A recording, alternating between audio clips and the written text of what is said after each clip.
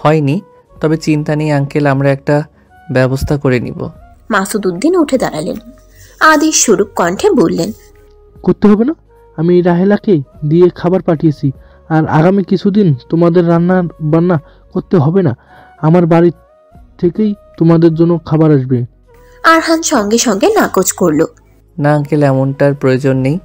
তুমি ভুলে যেও না আরহান, আমি তোমার হাঙ্কলের আগে স্যার হই। মাসুদ উদ্দিনের এক কথায় চুপ হয়ে গেল আরহান, আর কিছু বলতেই পারল না। রাত তখন 12টা। ফাবিহা ঘুমানোর প্রস্তুতি নিচ্ছে। তার হঠাৎ মনে হলো সেদিন হাসান মাহবুবের বইটা পড়ে শেষ করার কথা থাকলেও শেষ করা হয়নি। প্রথম এক লাইন পড়েই নাস্তা খেতে চলে গিয়েছিল, এরপর আর তালে তালে ধরা হয়নি। ফাবিহা ঘড়ির দিকে তাকালো, 12টা 2। এই রাতে বই পড়াটা খুব একটা আকস্মিক ব্যাপার নয়, তবুও ফাবিহার ইচ্ছে করছে না। সে বিছানায় শুইল। এর ঠিক কিছুক্ষণের পরেই কল্পনায় আরহান হাজির। ফাবিহা অবাক হয়, তবুও চোখ খুলে না, উল্টো সে বলে ওঠে, আপনি আমার বলা গানটা কেন ছাড়লেন না আরহান? আরহানের বিস্ময়কর চাহনি, ভরাট কণ্ঠস্বর। আমি কি করে জানবো ওটা আপনি ছিলেন? ফাবিহা কথা বলে না। আরহান বলে, কণ্ঠস্বর চেনা যাচ্ছিল না, তাই না? একদমই না। রুমাল বেঁধে নিয়েছিলেন নাকি? কি করে বুঝলেন? প্রিয়জনদের সাথে কণ্ঠ বদল করতে আমরা এমনই করি। আপনি আমার প্রিয়জন নন আরহান। আরহান হাসে, দারুণ সুন্দর দেখায় সেই হাসি। বলে, সত্যি কি তাই? হ্যাঁ তাই। এখন বলুন গানটা ছাড়লেন না কেন? আসলে আচমকাই শান্তর এমন অ্যাক্সিডেন্টের কথা শুনলাম যে সব ছেড়ে ছুড়ে চলে এসেছি। বন্ধুদের খুব ভালোবাসেন তাই না? তেমনটাই। আপনি বড়ই সুন্দর করে কথা বলেন। জানি আমি। সবাই বলে? হ্যাঁ তেমনটাই। আমি তো আপনাকে কল্পনা করছি, সত্যি মনে হচ্ছে কেন? আরহান এগিয়ে গেল, কানের কাছে ফিসফিস করে বলল, আরহানের প্রেমে পড়বেন না রৌদ্রময়ী, সে যে আপনার ভালোবাসা গ্রহণ করতে পারবে না। আকস্মিক চোখ খুলে গেল ফাবিহার। মাথার উপর সিলিং ফ্যান ঘুরছে, রুম জুড়ে বাতি জ্বলছে। ফাবিহার লাইট বন্ধ করে দিল। এসব কি ভাবছিল এতক্ষণ? ফাবিহা প্রচুর কল্পনা প্রবণ মানুষ। জীবনে কিছু হলেই সে কল্পনায় অনেক কিছু ভেবে ফেলে, কিন্তু আজ যা ভাবল তা একদমই কাম্য ছিল না। যত যাই হোক, ফাবিহা আরহানকে ভালোবাসে না, একদমই বাসে না। কিন্তু আরহান কেন বলল সে ভালোবাসা গ্রহণ করতে পারবে না? কেন পারবে না? ক্লাসরুমে গালে হাত দিয়ে বসে আছে মোহনা, সামনেই তহিদ তাদের পড়াচ্ছে। মোহনার দৃষ্টি তহিদের দিকে থাকলেও তার মনোযোগ অন্য কোথাও। সামনে তার বোনের বিয়ে, প্রায় 15-20 দিন বাকি। মোহনা আজ থেকেই ভাবা শুরু করে দিয়েছে বিয়েতে কি করব। দুলা ভাইয়ের বন্ধু বান্ধব ভাই সবাইকে নাকানি চুবানি খাইয়ে ছাড়বে, জুতা চুরি করবে, গেটে দাঁড়িয়ে কত টাকা চাইবে, কি পরবে, কিভাবে সাজবে, এসব নিয়ে গভীর ভাবনায় আটকে আছে মোহনা। তহিদের দৃষ্টি তার দিকে গেলেই তহিদ বলে ওঠে, দাঁড়াও। মোহনা দাঁড়ালো না, কারণ তার মনোযোগ তো ওদিকে নেই, আছে অন্য কোথাও। মোহনার পাশে বসা বেলি ডাকলো মোহনাকে, খোঁচাতে খোঁচাতে বলল, মোহনা, স্যার তোকে দাঁড়াতে বলেছে। মোহনার তখনও হুঁশ আসে না। তহিদ বিষয়টা লক্ষ্য করে বেলিকে চোখের ইশারায় ডাকতে বারণ করলো। বেলিও ভয় পেয়ে চুপ হয়ে গেল। তহিদ ভীষণ রাগী প্রকৃতির মানুষ, সেটা ক্লাসের প্রথম দিনই সবাই বুঝতে পেরেছিল। বেলিদের সামনে বসা নাদিয়া মেয়েটা একটু ন্যাকামো টাইপের। প্রথম দিনই তহিদের সাথে ন্যাকামি শুরু করে দেয়, টেনে টেনে কথা বলে। তহিদ ভেবেছিল প্রথম দিন কোনোরূপ ঝামেলা করবে না, রাগারাগিও করবে না, কিন্তু না, ওই মেয়ের ন্যাকামতায় সহ্য হচ্ছিল না বলে সে কি উচ্চস্বরে ধমক। প্রথম দিনই মেয়েটাকে ভার্সিটি থেকে বের করে দেওয়ার হুকুম দিয়ে বসে। ব্যাস, সে থেকেই ক্লাসের সব ছেলে মেয়েরা বুঝে গেছে তহিদ ঠিক কেমন টাইপের স্যার। তহিদ এগিয়ে আসলো, মোহনা তখনও ধ্যানমগ্ন হয়ে বসা। তহিদ সামনে দাঁড়িয়ে আবার বলল, দাঁড়াও। মোহনা দাঁড়ালো না। তহিদের রাগ উঠল, তার হাতে ছিল কলম। সে মোহনার বেঞ্চিতে দুবার বাড়ি মারল। এবার হুঁশ ফিরল মোহনার। চোখের সামনে তহিদকে দেখে হতভম্ব হয়ে উঠে দাঁড়ালো, মিনমিনিয়ে কণ্ঠে বলল, স্যার আপনি? পড়াশোনার মনোযোগ কোথায় থাকে? না মানে স্যার। তহিদের ক্ষিপ্ত মেজাজ। চুপ করুন, কাউকে নিয়ে ভাবতে হলে বাসায় বসে ভাববেন। এটা ক্লাসরুম, আপনার ভাবনার শহর নয়। পড়াশোনা করতে ইচ্ছে না করলে বাবা মাকে বলবেন বিয়ে দিয়ে দিতে। শুধু শুধু আমার এবং আপনার সময় নষ্ট করবেন না। মোহনার চোখে পানি আসার উপক্রম, তবুও নিজেকে যথাসম্ভব শক্ত রাখার চেষ্টা করল। সে দুর্বল নয়, তবুও তহিদের কথাই খুব খারাপ লাগছে। তহিদ আরও বলল, বাকি ক্লাসটুকু আপনি দাঁড়িয়ে করবেন। যদি আবারও দেখি মনোযোগ নেই তাহলে কান ধরতে হবে। কথা বলে চলে গেল তৌহিদ। মোহনা বিস্মিত হয়ে দাঁড়িয়ে রইল। আচমকা কি ঘটে গেল? পুরো ক্লাসের সদস্যদের দৃষ্টি তখন মোহনার দিকে। মোহনার 2 বছরের ক্লাসে কখনো এভাবে কেউ অপমান করেনি। সে বিনা বাক্যে চুপচাপ দাঁড়িয়ে রইল এবং পণ করল আজকের পর তৌহিদ স্যারের ক্লাস সে কোনোদিনও করবে না। লোকটা চরম খারাপ, এভাবে রাগারাগি করার কি ছিল? মানছে ভুল করেছে তাই বলে এভাবে বলবে? মুখ ফুলিয়ে দাঁড়িয়ে রইল মোহনা। তৌহিদ এক পলক মোহনার দিকে তাকিয়ে পড়ায় মনোযোগ দিল। টেবিলের কাছে বসে আছে শান্ত, ডায়েরিতে কি যেন লিখছে। শান্ত ডায়েরি লিখতে পছন্দ করে। পায়ের যন্ত্রণা কালকের থেকে একটু কমেছে। আরহান শাওয়ার নিয়ে বের হলো। তখন দুপুর 2টো বাজে। আরহানকে বের হতে হবে। তৌহিদেরও আসার সময় হয়ে গেছে। তৌহিদ আসলেই আরহান বের হবে। তৌহিদ তার মাথা মুছতে মুছতে বলল, তুই আমার টেবিলে বসছিস কেন? শান্ত উত্তর দিল না। দরজায় নক করার শব্দ পাওয়া গেল তখন। আরহান দরজার দিকে দৃষ্টি রেখে বলল, কে? রাহেলার কণ্ঠ শোনা যায়। সে বলে, ভাইজান আমি। শান্ত তাকালো তখন। রাহেলা ভিতরে ঢুকলো। হাতে তার খাবারের ট্রে, পিছনে রিনা বেগম দাঁড়িয়ে। আরহান তাকে দেখে এগিয়ে গেল, বলল, আসসালামু আলাইকুম আন্টি, আসুন ভিতরে আসুন। রিনা বেগম ভিতরে ঢুকলেন। স্বামীর এই 3টে ছেলে ব্যাচেলর, ভাড়া দেয়ার। তার এখনো পছন্দ হয়নি, তবুও কি করার। রিনা বেগম বললেন, শুনলাম তোমাদের মধ্যে কার নাকি পা পুড়েছে। আরহান কিছু বলার আগেই রাহেলা বলল, ও চাচি, উনি সাহিত্য ভাইজানে। রিনা বেগম চাইলেন। অবাক হয়ে বললেন, পা ব্যথা নিয়ে টেবিলে বসে আছো কেন? খাটে আসো দ্রুত। আরহান এগিয়ে গিয়ে শান্তকে খাটে বসিয়ে দিল। তার কাছে মনে হচ্ছে রিনা বেগম ধমক দিয়ে কথা বলছেন। রাহেলা খাবারের ট্রেটা টেবিলে রাখলো। সে শুনেছে আরহান 2টা-3টার মধ্যে বেরিয়ে যায়, তাই তো এত তাড়াহুড়ো করে খাবার নিয়ে আসা। সেই মুহূর্তে তৌহিদের কণ্ঠ শোনা যায়। সে বলে, আমি চলে এসছি আরহান। পুরো কথা শেষ হয় না। রিনা বেগমকে দেখে স্মিত হাসে। আরহান বলে, উনি মাসুদ আঙ্কেলের ওয়াইফ রিনা আন্টি। তৌহিদ সালাম দিল। রিনা বেগমও উত্তর দিলেন। এরপর বললেন, তোমাদের জন্য খাবার নিয়ে এসেছি, সবাই খেয়ে নিও, কম পড়লে অবশ্যই জানাবে। তৌহিদকে পাশ কাটিয়ে চলে গেলেন রিনা বেগম। রাহেলা তখনও দাঁড়িয়ে। সে বলে, খাইয়া নিয়েন ভাইজানেরা। চাচি চেঁচামেচি করলেও এমনিতে খুব ভালো হয়েছে। কি আমার ডাইনা আপার জন্য চাচি আপনাকেও পছন্দ করে না, তাই খবরদার আমার ডাইনা আপার দিকে নজর দিবা না। কথাটা বলেই চলে গেল রাহেলা। বাকি 3জন একে অপরের দিকে হ্যাবলার মতো তাকিয়ে রইল। মনে হচ্ছিল কোনো এক কাঠঘরায় দাঁড়িয়েছিল এতক্ষণ। বারান্দায় বসে বই পড়ছিল ফাবিহা। সে আজও ভার্সিটি যায়নি। সারা সকাল বসে বই পড়েছে। চমৎকার বই। এই বইয়ের সবচেয়ে বিশেষ যে আকর্ষণ ছিল তা হলো উপন্যাসের নায়ক নায়িকাকে রৌদ্রময়ী বলে ডাকে। নামটা শুনে ফাবিহার সে কি বিস্ময়সূচক চাহনি। তার বারবার মনে হয়েছে হাসান মাহবুব আসলে আরহান, কারণ এই রৌদ্রময়ী নামটা ফাবিহা আরহানের মুখেই শুনেছিল আগে এবং প্রথমবার। যেহেতু ফাবিহা বইটার প্রথম মুদ্রণ কিনেছে, সেহেতু বইটা প্রকাশ হওয়ার আগে নামটা সম্পর্কে কারো জানা সম্ভব নয়। তার মানে আরহানই হাসান মাহবুব। ফাবিহার ভাবনার মাঝেই অতিথি নিবাস থেকে আরহান বের হলো। গায়ে জড়ানো মেরুন রঙের শার্ট, কালো প্যান্ট, চুলগুলো সুন্দর মতো গোছালো। ফাবিহা বইয়ের সমাপ্ত পাতায় চোখ বুলালো, যেখানে 4 লাইনের ছন্দে লেখা, আমি বইয়ের ভাঁজে গল্প খুঁজি, গল্পের মাঝে প্রেম, অথচ দিন শেষে তারাও বুঝায় আমরা শুধুই একটা ফ্রেম। আজ সকাল থেকে বৃষ্টি। ফাবিহা নিজের রুমে পাইচারি করছে। কেমন যেন অস্থির লাগছে। আজ 2 দিন যাবৎ আরহানের সাথে দেখা সাক্ষাৎ নেই, কথাবার্তা নেই। ভিডিওতে আসছে না, আজও আসবে কিনা কে জানে। ব্যাপারটা অদ্ভুত লাগছে, যদিও অদ্ভুত লাগার মতো কোনো কারণ নেই, তবুও লাগছে। ফাবিহা বুঝতে পারছে না আরহানের দেখা সাক্ষাৎ না পাওয়ায় তার অস্থির লাগবে কেন। সে কি আরহানের প্রেমে পড়ে গেল নাকি? কিন্তু এটা কি করে সম্ভব? ফাবিহার অতিরিক্ত ভাবার একটা রোগ আছে, যাকে ইংরেজিতে বলে ওভার থিঙ্কার। ফাবিহা ইতিমধ্যে ভেবে ফেলেছে একদিন ঝড় বৃষ্টির রাতে কোনো এক জঙ্গলে ঘেরা পুরনো এক জমিদার বাড়িতে সে আর আরহান আটকা পড়বে। পুরো 1 দিন 1 রাত তারা একসাথে থাকবে। বাহিরে প্রবল ঝড় থাকবে, তাদের মধ্যে কিছুই হবে না, শুধু সারা রাত তারা গল্প করবে। ভোর হতেই একদল মানুষ তাদের ধরতে আসবে এবং জোর জবরদস্তি করে তাদের বিয়ে দিবে। কি অদ্ভুত চিন্তা ভাবনা।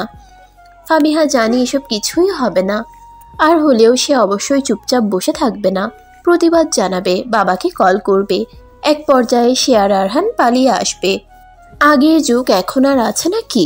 একটা ছেলে আর একটা মেয়ে এক রুমে থাকলেই বিয়ে দিয়ে দিবে। ফাবিহা তার চিন্তা ভাবনা বাদ দিল। ভাগ্যিস কেউ মনের কথা শুনতে পায় না, না হলে এই ধরনের আজগুবি পরিকল্পনা সম্পর্কে কেউ জেনে গেলে কি হতো। আরহামের সামনে তো লজ্জায় যেতেই পারতো না ফাবিহা। ছিছি। আপা, ও আপা, আপা শুনছেন? আপা, আপা গো। লাগাতার ফাবিহাকে ডাকছে রাহেলা, কিন্তু ফাবিহার হেলদোল পাওয়া যাচ্ছে না। সে বেঘরে ঘুমোচ্ছে। রাহেলা এবার তার হাত ধরে নাড়া দিল, উচ্চ আওয়াজে বলল, আপা উঠেন, চাচি আপনার জন্য বুইড়া ব্যাটার লাগে বিয়া ঠিক করছে। এক পর্যায়ে লাফ দিয়ে ঘুম থেকে উঠল ফাবিহা। আশপাশ দেখল, বুঝতে পারল না পাইচারি করতে করতে ঘুমিয়ে গিয়েছিল কখন। চোখে মুখে হাত ছোঁয়ালো ফাবিহা। প্রশ্ন করল, কয়টা বাজে রাহেলা? সকাল 11টা। আমি কি সকালে নাস্তা করেছিলাম? রাহেলা চোখ বড় বড় করা চাহনি। সে ভিমড়ি খেয়ে বলল, কি কন আপা, আপনি নাস্তা করছেন কি না মনে নাই? মনে থাকবে না কেন? কি দিয়ে যেন খেয়েছিলাম। রাহেলা ব্রুকুচকে তাকালো, সন্দেহের দৃষ্টি নিয়ে বলল, আমি শিওর আপনি প্রেমে পড়ছেন আপা। রাহেলা, ফালতু কথা বন্ধ করো। আর ওটা শিওর নয়, শিওর। ধুর, এই একই হলো। না, এক হয়নি। মা কই? চাচি রান্নাঘরে। আচ্ছা, আমার জন্য 1 কাপ কফি নিও। রাহেলা উঠে দাঁড়ালো, হেঁটে গেল, তবে ফাবিহা থেকে চোখ সরালো না। এক পর্যায়ে দরজার সাথে ধাক্কা খেয়ে বলল, ও মা গো। ফাবিহা চমকে উঠল, তাকালো, জিজ্ঞেস করলো, কি হয়েছে? কিছু হয় নাই আপা, আপনি বহেন, আমি এখনই আইতেছি। ঝুমঝুম বৃষ্টির শব্দ বইছে। ভার্সিটির নিচতলায় বারান্দার প্রাঙ্গণে বসে আছে মোহনা। আজ ভার্সিটি আসাটা ঠিক হয়নি। মোহনা বুঝতে পারেনি সে ভার্সিটি আসার পরে তুমুল বর্ষণ শুরু হবে এবং ক্লাস হবে না তেমন। আজ ক্লাস হয়েছিল দুটো, একটা তৌহিদ স্যারের, আরেকটা মাহিন স্যারের। মাহিন স্যারের ক্লাসটা করলেও তৌহিদ স্যারেরটা করেনি, সুযোগ বুঝে বেরিয়ে এসেছে। এই সেই সোজা লাইব্রেরি। মোহনা উপন্যাস পড়তে পছন্দ করে, কিন্তু একাডেমিক বই পড়তে পড়তেই তার প্রাণ যায় যায় অবস্থা। বাংলা উপন্যাস পড়বে কখন? তাও হুমায়ুন আহমেদের মেঘ বলেছে যাব যাব বইটা ধরেছিল, শেষ করতে পারেনি, ধৈর্যহীন হয়ে বেরিয়ে এসেছে।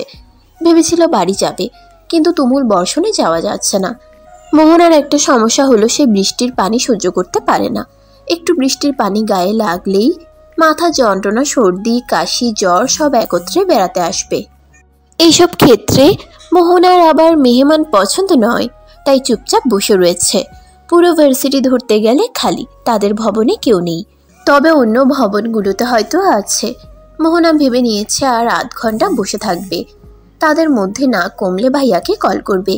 মোহনারা 3 ভাই বোন, বড় বোন উর্মি, মাঝখানে ভাই রবিন, আর এরপর মোহনা। আপনি আজ আমার ক্লাসে আসলেন না কেন?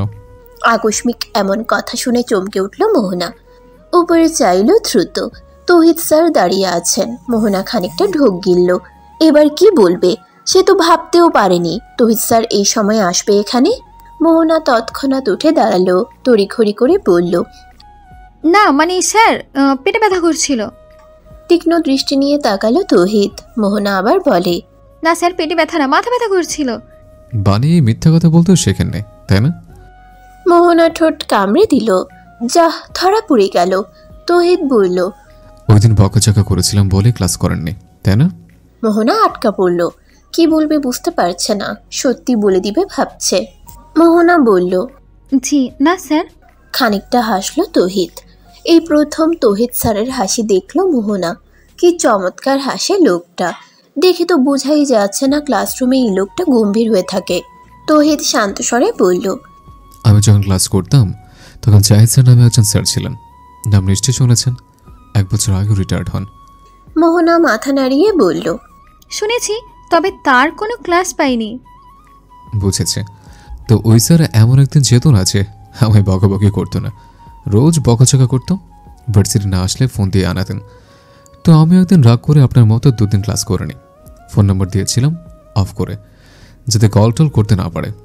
তো 2 দিন পর ভার্সিটি আসতে তিনি আমায় ডেকে নিয়ে একটা কথা বলেছিলেন, তৌহিদ তুমি যদি আমার উপর রাগ করে আমার ক্লাস না করো তবে আমার যে ক্ষতিটা কিন্তু তোমারই হবে। তোমাকে বকি কারণ আমি চাই তুমি একজন সফল মানুষ হও, একদিন আমার স্থানটা তুমি নাও। জানি না স্যারের কথায় সেদিন কি মুগ্ধতা ছিল, এরপর থেকে তার ক্লাস আর বন্ধ দিতাম না, বকলে সেটা উপভোগ করতাম। তারপর তো দেখছেনই আমি এখন কোথায়। এই কথাগুলো বলার মানে হলো আপনি যদি আমার উপর রাগ করে ক্লাস বন্ধ দেন তাহলে ক্ষতি আমার চেয়ে আপনারই বেশি হবে। মোহনা এক ধ্যানে তহিদের দিকে তাকিয়ে কথা শুনছিল। লোকটার শান্ত স্বর এত মধুর তা তো বুঝতেই পারেনি। তহিদ বলল, আমার কথা কি বুঝতে পেরেছেন? মোহনা একগাল মিষ্টি হেসে বলল, জি স্যার। তহিদ মৃদু হাসলো, জবাব দিল, গুড গার্ল। তো বাসায় নাকি এখানে বসে আছেন কেন? মোহনা তার ধ্যান মগ্নতা সরিয়ে ফেলল, লজ্জিত হয়ে মাথা নুইয়ে দিল, বলল, বৃষ্টির জন্য। আমার আবার বৃষ্টিতে অসুখ আছে, একটু ভিজলেই জ্বর, সর্দি, কাশি, মাথা যন্ত্রণা সবাই একত্রে বেড়াতে আসে, তাই আর কি। ছাতা নেই? মাথা নাড়ালো মোহনা, যার অর্থ নেই। তহিদ বলল, আচ্ছা আপনি দাঁড়ান, আমি দেখছি। তহিদ সিঁড়ি বেয়ে অফিস কক্ষের দিকে অগ্রসর হলো।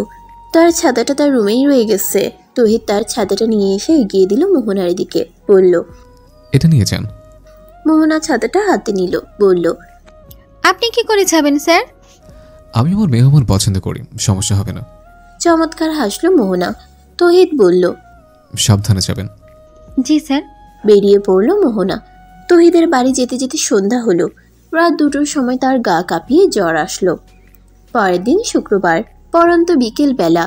রেডিও FM স্টুডিওর চেয়ারে বসে আছে আরহান। গান বাজছে শিল্পী ইমরানের।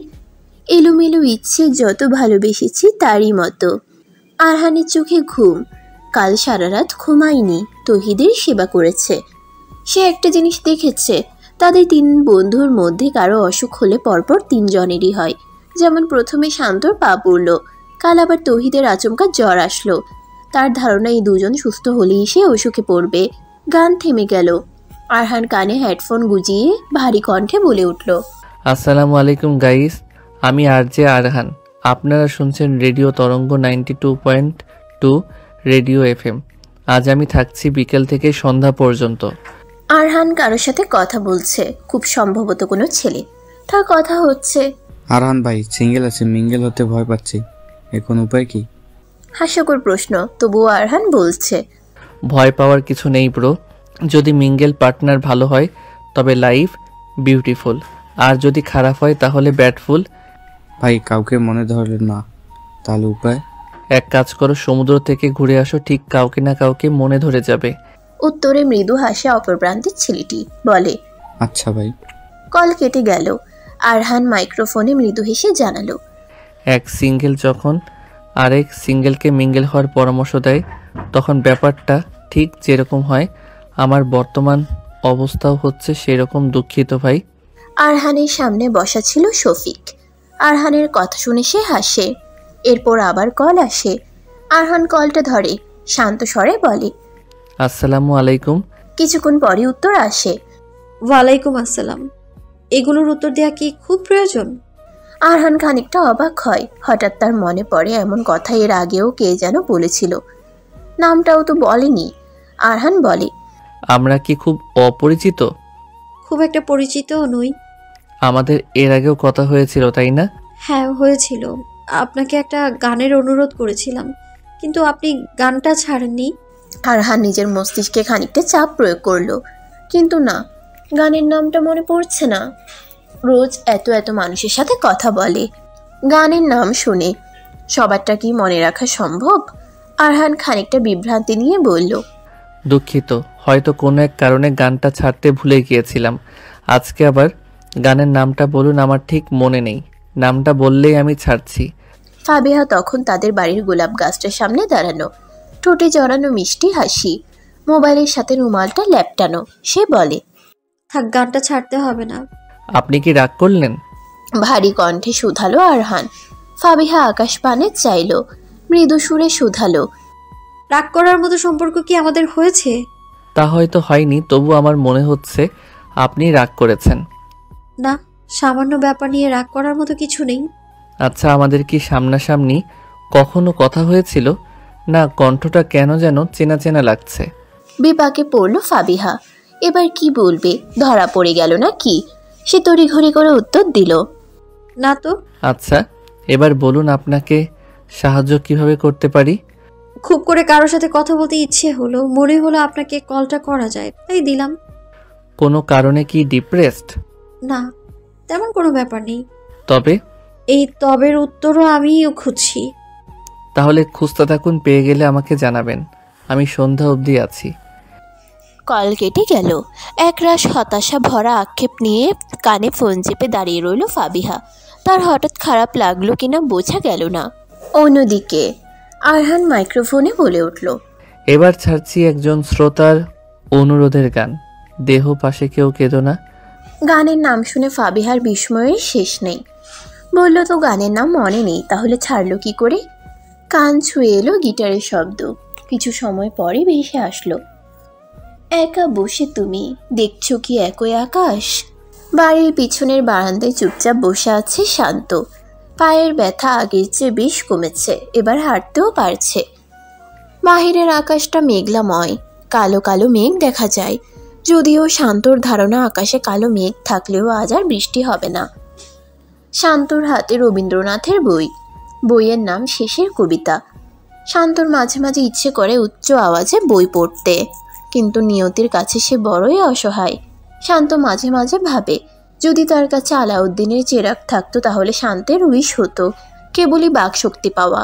যদিও এগুলো হয় না, তবুও আশায় বাঁচে মানুষ। শান্ত কল্পনাপ্রবণ মানুষ। এসব ভাবনা তার জন্য খুব একটা অপরিকল্পিত ব্যাপার নয়। শান্তর বাকশক্তি নেই, এই ব্যাপার নিয়ে আগে আক্ষেপ লাগলেও এখন আর লাগে না। যদি শান্ত দুনিয়াতে ভালো কাজ করে, মৃত্যুর পর জান্নাতে যায়, তাহলে নিশ্চয়ই আল্লাহ তাকে বাকশক্তি দিবেন। তখন পুরো একটা দিন শান্ত শুধু কথা বলবে, কথা বলবে, শুধুই কথা বলবে। মৃত্যু নিয়ে শান্তর অনেক কৌতূহল। নিশ্চয়ই পৃথিবীর শ্রেষ্ঠ আর রহস্যময়ী একটা ব্যাপার হলো মৃত্যু। শান্তর মতে পৃথিবীর সকল মানুষকে দিনে একবার হলেও স্মরণ করা উচিত মৃত্যুর। মাটির ঘর, ঘুটঘুটা অন্ধকার, আশেপাশে কেউ নেই, শুধুই একা একটা মানুষ। কি ভয়ঙ্কর একটা ব্যাপার। দীর্ঘশ্বাস বেরিয়ে আসলো শান্তর। কারো পদধ্বনি পাওয়া গেল। শান্তর বাকশক্তি না থাকলেও শ্রবণ শক্তি প্রবল। শান্ত পিছনে ঘুরল, দেখল গায়ে মোটা কাঁথা জড়িয়ে তহিদ এগিয়ে আসছে। সে শান্তর পাশে গিয়ে বসল, কৌতূহল নিয়ে বলল, একা একা বসে আছে কেন? শান্ত রবীন্দ্রনাথের বইটা দেখালো। তহিদ বলল, বই পড়ছিস? মাথা নাড়ালো শান্ত, যার অর্থ হুম। শান্ত হাতের ইশারায় বলল, তোর জ্বর কমছে? তহিদ কথা বুঝতে পেরে উত্তর দিল, মোটামুটি সুস্থ। শান্ত হাত নাড়ায়। তা দেখে তৌহিদ বলে, তাহলে কাঁথা নিয়ে কি করিস? হেসে ফেলে তৌহিদ, জানায়, খানিকটা শীত লাগে। কথা শুনে মৃদু হাসলো শান্ত। বর্ষণের পরের পরিবেশটা বেশ চমৎকার লাগে ফাবিহার কাছে, যেমন এখন লাগছে। সন্ধ্যা শেষে সে বাহিরে এসেছে। আহামরি কোনো কাজ নেই, হাঁটাহাঁটি যাকে বলে। পায়ে ফোসকা পড়ার পর খুব একটা বাড়ি থেকে বের হওয়া হয়নি, তাই ভাবলো আজ বের হবে। মোড়ের মাথায় ফুচকা পেয়েছে। ফাবিহা মূলত ওগুলোই খেতে যাচ্ছে। ফাবিহাদের বাড়ি থেকে কুরিয়ার সার্ভিস খুব কাছে। ফাবিহা ভেবেছে সে হাসান মাহবুবকে একটা চিঠি লিখবে, সঙ্গে কিছু গিফট পাঠাবে। সঠিক ঠিকানাটা জানতে হবে। তবে ফাবিহা এইটুকু জানে হাসান মাহবুব এই ঢাকাতেই থাকেন, কিন্তু কোথায় তা জানে না। লোকটা যে কেন নিজেকে লুকিয়ে রাখে কে জানে। কোনোদিন দেখা হলে অবশ্যই জিজ্ঞেস করবে। আপনি আড়ালে থাকতে কেন পছন্দ করেন? ফাবিহা ফুচকার দোকানের সামনে দাঁড়ালো, ফটাফট বলে উঠল, মামা 1 প্লেট ফুচকা দিন। ফুচকাওয়ালাও হাসি মুখে দাঁড়াতে বললেন। কুরিয়ার সার্ভিসে মানুষের ভিড় কম। আরহান মুখে মাস্ক পরে ঢুকলো দ্রুত। এগিয়ে গিয়ে বলল, আমার নামে কিছু পার্সেল এসেছে। ফোন নাম্বার আর মেসেজ দেখালো আরহান। কিছুক্ষণের মাঝে কুরিয়ারে কর্মরত এক ব্যক্তি সেলের নাম্বার অনুসারে পার্সেল বের করলো। বড় কার্টুনের বাক্স। আরহান কিছুক্ষণ তাকিয়ে রইল। কর্মরত ব্যক্তিটি বলল, হাসান মাহবুব। মাথা নাড়ায় আরহান, যার অর্থ হ্যাঁ। একটা রসিদ দেওয়া হলো। বলা হলো ফোন নম্বর আর নাম লিখতে। আরহান লিখল। এরপরই বাক্স নিয়ে এসে বেরিয়ে আসলো। মোড়ের মাথায় আসতে না আসতেই ফাবিহার সঙ্গে দেখা। ফাবিহা কেবলই খাওয়া শেষ করে পাওনা মিটিয়ে বাড়ি ফিরছিল। আরহানকে দেখেই প্রশ্ন করল, কেমন আছেন? আরহান প্রথমে খেয়াল করেনি। পরবর্তীতে কণ্ঠ শুনে হেসে বলল, এই তো, তা আপনি এখানে কি করছেন? ফুচকা খেতে আসলাম। ও আচ্ছা। কোথায় যাচ্ছেন? বাসায়। আমিও যাচ্ছি। একসাথে যাই, সমস্যা আছে আপনার? একদমই না। আরহান আর ফাবিহা একসাথে হাঁটছে। ফাবিহাই বলল, এত বড় বাক্সে কি আছে? গিফট। এত বড় বাক্সে? জি। নিশ্চয় স্পেশাল কেউ দিয়েছে। তেমনটাই ধরা যায়। মনটা খারাপ হয়ে গেল ফাবিহার। কেন হলো জানা নেই। পুরো রাস্তায় আর কোনো কথাই হলো না। বাড়ির গেটের দুপাশে ল্যাম্পপোস্ট লাগানো, দুটোই জ্বলছে, ফকফকা আলো দিচ্ছে। আরহান গেটের কাছে আসতেই বলল, তাহলে কি ভালো থাকবেন? ফাবিহাও বলল, জি আপনিও। হঠাৎই ফাবিহার নজরে পড়ল বাক্সের গায়ে লেখা নামটার দিকে। সেখানে লেখা প্রাপক হাসান মাহবুব। ঠিকানা আর ফোন নাম্বারও দেয়া। ফাবিহা স্তব্ধ মনে গেল। তাহলে কি তার ধারণাই ঠিক? আরহানই তাহলে বিখ্যাত লেখক হাসান মাহবুব। আরহান ফাবিহাকে রেখে আগেই যেতে নিচ্ছিল। তখনই ফাবিহা বলে ওঠে, শুনুন। আরহান পিছনে ফিরে পা দুটো যায় থেমে সে নীরব কণ্ঠে আওড়ায়, জি বলুন। ফাবিহা বলতে পারে না, তাকিয়ে রয়। আশ্চর্য, সে কথা বলতে পারছে না কেন? আরহান অপেক্ষা করছে, কিন্তু না, ফাবিহা সেদিনের স্বপ্নের মতো আটকে গেছে। কণ্ঠস্বর আচমকাই বুঝি গায়েব হয়ে গেছে। এমনটা কেন হচ্ছে? সন্দেহ সঠিক হওয়ায় নাকি প্রিয় লেখককে কাছ থেকে দেখায়? আরহান কিছুটা অধৈর্য নিয়ে বলল, আপনি কি সত্যি কিছু বলবেন? ফাবিহা বলে না, চুপচাপ দাঁড়িয়ে থাকে। আরহান ভিতরে ঢোকে। ফাবিহা দেখতে পাচ্ছে তবুও কিছু বলছে না। ক্লান্তিত ভাব নিয়ে গিফটের বাক্সটা বিছানার উপর রাখলো আরহান। শান্ত তখন খাটের কর্নারে দেয়ালের সাথে হেলান দিয়ে বসা। তৌহিদ রান্নাঘরে। আরহান নিঃশ্বাস ফেলে বলল, এই নে তোর গিফট। শান্ত তাকায়। আরহান তার কপালের ঘামটুকু মুছে বলে, আর কতকাল তোর নাম নিয়ে আমি কুরিয়ারে যাব বলতো? শান্ত বলে না। তার নজর তখনও গিফটের দিকে। শান্ত একজন লেখক, কিন্তু তাকে কেউ চেনে না। সে নিজেই নিজেকে প্রকাশ করতে নারাজ। চোখের চশমাটা হাতে নিয়ে নাড়িয়ে বাক্সের কাছে এগিয়ে এলো শান্ত। বিশাল বড় বাক্স, কি কি আছে কে জানে। শান্তের ঠোঁট আপনা আপনি হেসে উঠল। কি চমৎকার দেখালো সেই হাসি। আরহান মুগ্ধ হলো, বলল, খুব খুশি লাগছে বুঝি? শান্ত চাই, মিষ্টি এক হাসি দেয়। তাতেই আরহান তার উত্তর পেয়ে যায়। আরহান আয়েশ করে বসলো খাটে। শান্ত স্বরে বলল, আর কতদিন নিজেকে আড়াল করে রাখবি শান্ত? এবার তো একটা ছবি প্রকাশ কর। শান্ত ইশারা দেয়। তা দেখে আরহান বলে, প্রকাশ করলে কি আমি আসমানে উঠে যাব? আমি এমনই ঠিক আছি। আরহান বিতৃষ্ণার গলায় বলল, তাই বলে সবার সামনে আসবি না। মাথা ঝাঁকাই শান্ত, যার অর্থ না। আরহান নিরাশ হয়। সে জানে শান্ত কেন সবার সামনে আসতে চায় না। শান্তর যে একটা দুর্বলতা আছে, সে কথা বলতে পারে না। দারুণ প্রতিভা নিয়ে জন্মানো এই মানুষটা নাকি কথা বলতে পারে না। মাঝে মধ্যে আরহানের এত আফসোস লাগে। নীরব দীর্ঘশ্বাস পেরিয়ে আসলো তখন। সে বিছানা থেকে উঠে দাঁড়ালো, বলল, যা ইচ্ছে কর, তোকে প্রকাশ করতে হবে না নিজেকে। শান্ত আরহানের অভিমান বুঝতে পারে, কিছু বলে না, শুধু মলিন হাসে। তৌহিদের উপস্থিতি পাওয়া যায় তখন।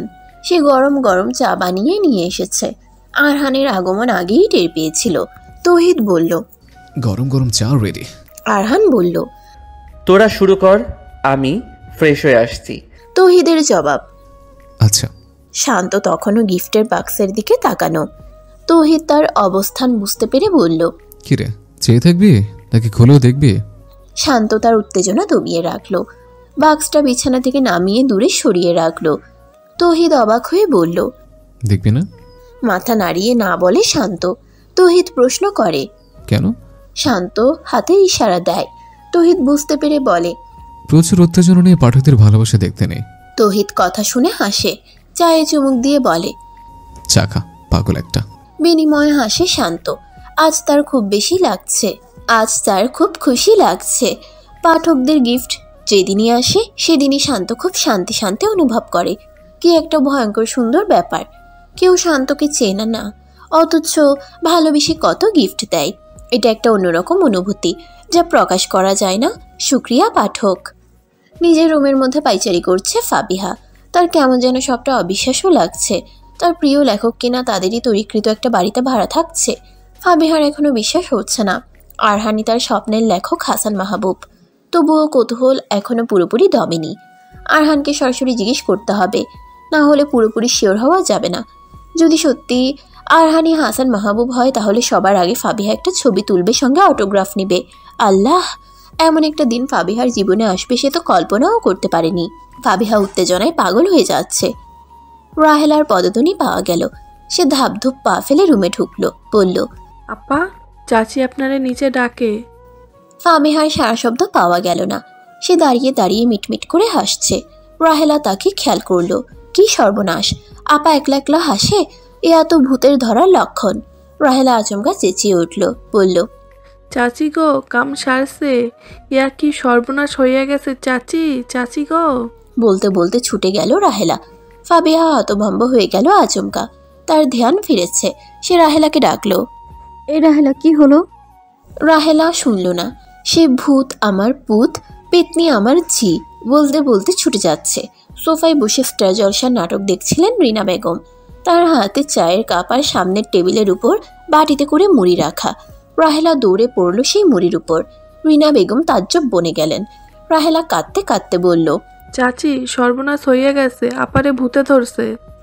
সঙ্গে সঙ্গে মুখ থেকে চা গড়িয়ে পড়ল রাহেলার মুখে, আর চায়ের কাপের ঠাই হলো মেঝেতে।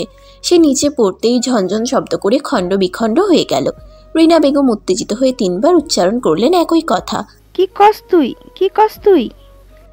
রাহেলা তার গায়ের ওড়না দিয়ে মুখের চায়ের পানিটা মুছল, বলল, ছাই কই চাচি। রিনা বেগম এবার উঠে দাঁড়ালেন। আবারও 3 বার উচ্চারণ করলেন, আমি বিশ্বাস করি না, আমি বিশ্বাস করি না, আমি বিশ্বাস করি না। রাহেলা এবার বিরক্ত বোধ করল। চাচি, আপনি এক কথা 3 বার কন কে? রিনা বেগম উত্তর দিলেন না। তিনি চেঁচিয়ে ডাকলেন, রাহেলা, থুরি, ফাবিহা, এই ফাবিহা। ফাবিহা তৎক্ষণাৎ ছুটে আসলো। রাহেলা লুকিয়ে পড়ল রিনা বেগমের শাড়ির আঁচলে নিচে। ফিসফিস করে বলল, কি করলেন চাচি? ভূত গে আমনে কেউ ডাকে? রিনা বেগম নিজেকে শক্ত করে বলল, তুই শিওর জানিস ফাবিয়ার ভূতে ধরেছে? ছাই কই চাচি, মাছা কথা কইলে চাচাই আওয়েন কালে দরজার সামনে উষ্টা খাইয়া পড়বেন। রিনা বেগম ফাবিহার দিকে তাকালেন। ফাবিহার মুখভঙ্গি স্বাভাবিক। সে তাকিয়ে আছে তাদের দিকে স্থির দৃষ্টি নিয়ে। ফাবিহা বলল, কি হলো? মা ডেকে এনে কথা বলছে না কেন? রিনা বেগম বললেন, তোরে নাকি ভূতে ধরেছে। ফাবিহার ভিমরি খাওয়ার মতো অবস্থা। সে শুধায়, এসব কি বলো তুমি? রাহেলা বলে, একদম মিছে কথা কইবেন না আপা, আমি দেখছি আপনারে ঘরে বসে একা একা দাঁড়াইয়া হাসছেন। আরে ওটা তো এমনি। এরই মাঝে বাহিরে কারো পড়ে যাওয়ার শব্দ পাওয়া গেল। ফাবিহা দৌড়ে সেদিকে গেল। গিয়ে দেখলো মাসুদ উদ্দিন উষ্ঠা খেয়ে দরজার মুখে পড়েছে। হাতে করে নিয়ে আসা জ্যান্ত শোল মাছ লাফাচ্ছে। ফাবিহা উত্তেজিত কণ্ঠস্বরে দৌড়ে গিয়ে বলে, বাবা। রিনা বেগম আর রাহেলাও দৌড়ে আসে। তখন ঘরে থাকা আহিরও বেরিয়ে আসে দ্রুত। কানে ইয়ারফোন লাগিয়ে গান শুনছিল আহির। মাত্র ইয়ারফোন ছড়াতেই ফাবিহার কণ্ঠ শুনতে পায়। অতিথি নিবাসের আরহান, শান্ত, তৌহিদও বেরিয়ে আসে দ্রুত। কি হলো হঠাৎ? ফাবিহা দৌড়ে গিয়ে তার বাবাকে ধরল। রিনা বেগম স্তব্ধ বনে তাকিয়ে। রাহেলা ভীত হলো। রিনা বেগম চোখ রাঙিয়ে চেঁচিয়ে বলল, রাহেলা বাচ্চা, রাহেলা। রাহেলা কানে হাত দিয়ে বলল, চাচি, এবারের মতো মাফ কইরা দেন। বিছানায় শুয়ে আছেন মাসুদ উদ্দিন। তাকে ঘিরে ধরে আছে বাড়ির প্রতিটি সদস্য সহ আরহান, তৌহিদ আর শান্ত। মাসুদ উদ্দিন বললেন, আমার তেমন কিছু হয়নি, খানিকটা আঘাত লেগেছে। ফাবিহা রাগ নিয়ে বলল, তুমি কি দেখে শুনে হাঁটতে পারো না? দেখেই হাঁটছিলাম রেমা, কিভাবে যে পড়ে গেলাম বুঝতে পারিনি। আহির বলল, বাবা তুমি কিভাবে পড়লে বলো তো? মাসুদ উদ্দিন বলতে পারলেন না। তিনি নিজেও জানে না কিভাবে পড়ে গেলেন। শুধু মনে পড়ছে দুশিরি উঠতেই আচমকা পা বেঁকে গিয়ে তিনি পড়ে যান। আরহান বলল, আঙ্কেল আপনার একটু সাবধানে চলাফেরা করা উচিত। মাসুদ উদ্দিন অসহায় কণ্ঠে বললেন, তুমিও শুরু করলে আরহান? এবার রিনা বেগম বললেন, শুরু করবে না তো কি করবে? হাঁটার সময় চোখ কোথায় থাকে? এই বলে চেঁচামেচি শুরু করে দিলেন রিনা বেগম। রাহেলার পাশেই দাঁড়ানো ছিল তৌহিদ আর শান্ত। রাহেলা তৌহিদকে বলল, ভাইজানরা এখন এখানে আর থায়ে না, আহেন বাইরে যায়। চাচি যা খ্যাপছে তাতে রাত 12টার আগে থামাথামির কোনো দরকারই নাই। কথা শুনতে পেল। তৌহিদ বলল, কি বলল? শান্ত মাথা নাড়ায়। তৌহিদ বলে, ঘর থেকে পদত্যাগ করতে হবে। একে একে সবাই কক্ষ ত্যাগ করলো। সবার শেষে বের হলো ফাবিহা আর আরহান। বাকিরা আগেই বেরিয়ে গিয়েছে। ফাবিহাই বলল আগে। আপনার একটা প্রশ্ন করি আপনাকে। আরহানের সাবলীল উত্তর। জি বলুন। আপনি কি বিখ্যাত লেখক হাসান মাহবুব? আরহান কিছু সময়ের জন্য থমকে গেল, প্রশ্নের উত্তর দিতে পারল না। ফাবিহা আবার বলে, কি হলো, কথা বলছে না কেন? আরহান স্মিত হেসে বলে, হঠাৎ এই প্রশ্ন? না, তখন কুরিয়ারে নাম দেখলাম হাসান মাহবুব, তাই আর কি। আমরা যা দেখি তা সবসময় সত্যি হয় না ফাবিহা। মানে? আই থিঙ্ক আমার কথাটার অর্থ বোঝার ক্ষমতা আপনার আছে। সরাসরি বলে দিলে কি হবে? আরহানের পলক্ষীন চাহনি, ওষ্ঠদয়ে হাসির রেখা বিদ্যমান। সে খানিকটা ফিসফিস করে শীতল স্বরে আওড়ায়, আমি বড্ড বিভ্রান্তে ভরা মানুষ রৌদ্রময়ী। এছাড়া মানুষকে বিভ্রান্তে ফেলাটাও আমার দারুণ পছন্দ। দিনগুলো সব কেমন যেন দ্রুত চলে যায়। এই যে দেখতে দেখতে কেটে গেল 10 দিন। কিভাবে গেল বোঝা গেল না। তবে সময়টা চলে যাওয়ায় বেশ ভালো হয়েছে এবার। তহিদার শান্ত এখন পুরোপুরি সুস্থ। দিনগুলোও যাচ্ছে বেশ। ফাবিহাদের বাড়ি জুড়ে কেমন বিয়ে বিয়ে গন্ধ নেমেছে। বিয়েটা আহিরের, মেয়ে এই ঢাকার শহরেরই। তাদের প্রেমের বিয়ে, ভার্সিটির জীবন থেকে প্রেম। অবশেষে বিয়ের মতো পবিত্র বন্ধনে তারা আবদ্ধ হচ্ছে। আজ তাদের গায়ে হলুদের অনুষ্ঠান হবে। বিয়ের সম্পূর্ণ দায়িত্বটা আরহান, তহিদার শান্ত নিয়েছে। এছাড়া আহিরের কিছু বন্ধু বান্ধবও আছে। বিয়েটা খুব ধুমধাম করে দেয়া হবে। তাদের বংশের এই প্রথম বিয়ে, কোনো ত্রুটি রাখবেন না মাসুদ উদ্দিন। মেয়ের বিয়েও এমনই ধুমধাম করে দিবেন বলে ইতোমধ্যে ভেবে ফেলেছেন। চেয়ারের উপর দাঁড়িয়ে দরজার মাথায় ফুল লাগাচ্ছে শান্ত। আরহান এত বারণ করলো তবুও শুনল না। তহিদের আজ ভার্সিটিতে ক্লাস আছে, তবে শীঘ্রই চলে আসবে বলে গেছে। আরহান রেডিওতে যাবে রাত 9টার পর। ততক্ষণে গায়ের হলুদের অনেকটাই শেষ হয়ে যাবে। শান্তর পায়ে ব্যথার কারণে তাকে কোনো কাজ করতে দিচ্ছিল না কেউ। সে এতবার বোঝালো পায়ে ব্যথা নেই, তাও আরহান শুনতে নারাজ। শেষমেশ অভিমান করে বসাই রাজি হলো। গলায় ফুল পেঁচিয়ে হাতে ফুল নিয়ে দাঁড়িয়ে আছে আরহান। সে বলল, তুই নেমে যা শান্ত, পড়ে গেলে ব্যথা পাবি। শান্ত শুনল না। সে আরহানের হাত থেকে ফুল নিল।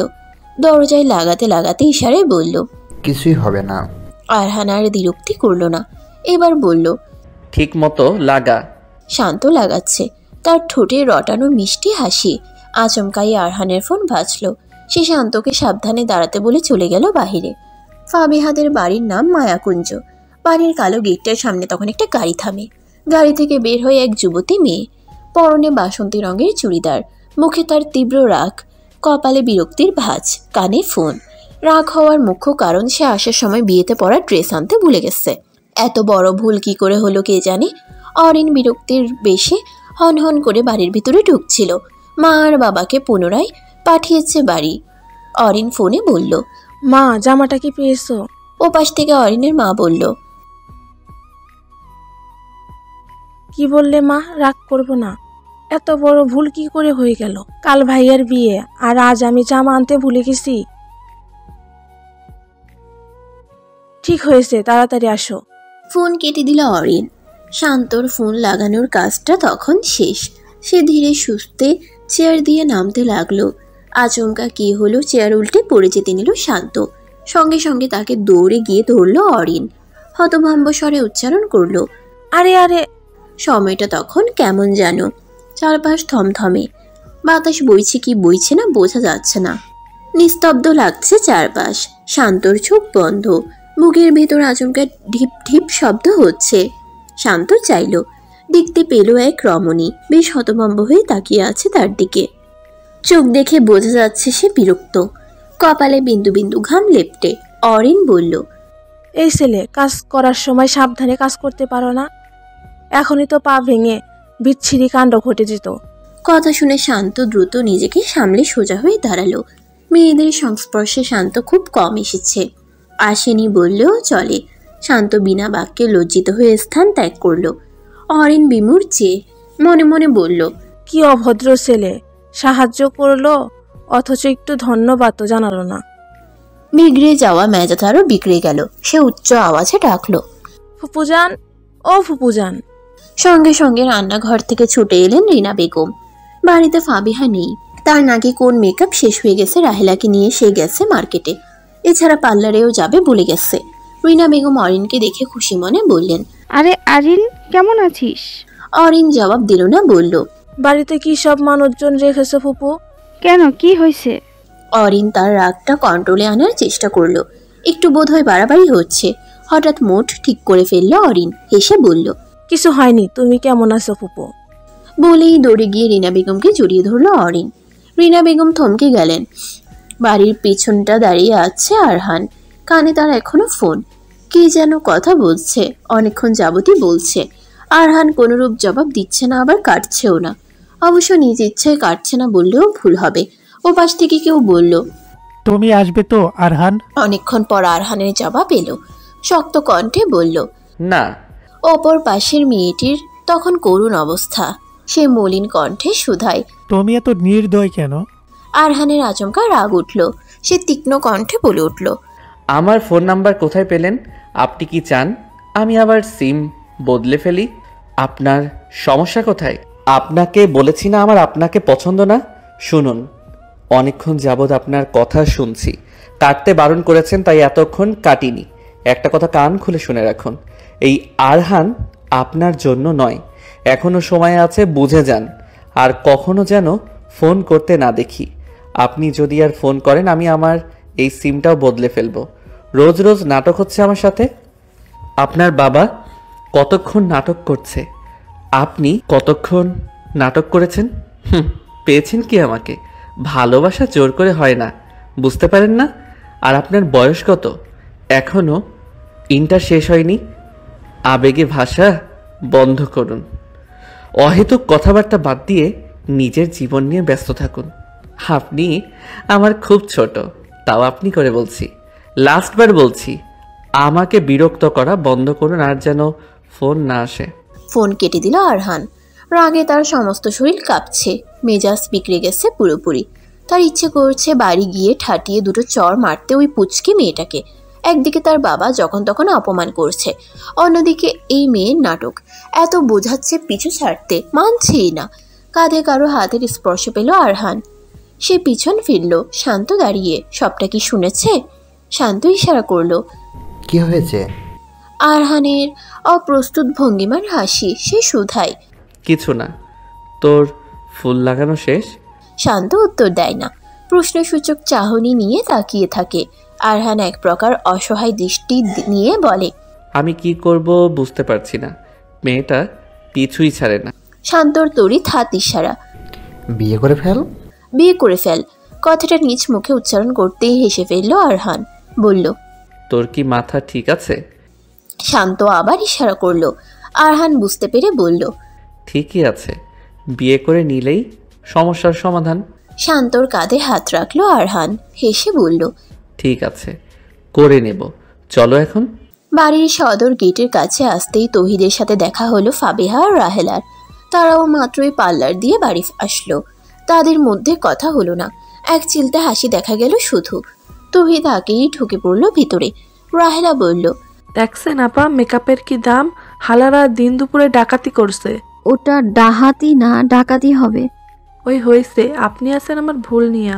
শুনো, শুদ্ধ ভাষায় কথা বলে মানুষ সুন্দর বলে। আমার অত সুন্দর দিয়া কাম নাই আপা, আমি যেমন আছি তেমনই ঠিক আছে। না, ঠিক নেই। তুমি এত কথা বলো কেন? কি কন আপা, আল্লাহ মুখ দিয়েছে লাইগা, কথা কওনের লাইগা। তোমাকে বোঝানো আমার কাম্য নয় রাহেলা। রাহেলা একগাল হাসে, যেন ফাবিহাকে হতাশ করতে পেরে সে বিশ্বজয় করে ফেলেছে। তারা কেবল মায়াকুঞ্জের দরজাটার সামনে এলো। এরই মাঝে কোথা থেকে দৌড়ে এসে অরিন ঝাপটে ধরলো ফাবিহাকে। রাহেলা ঘাবড়ে গিয়ে ছিটকে গেল দূরে, চেঁচিয়ে ডাকলো, চাচি গো, ভূত আইছে। সন্ধ্যা হতেই তুমুল উত্তেজনায় ভরপুর হলো মায়াকুঞ্জ।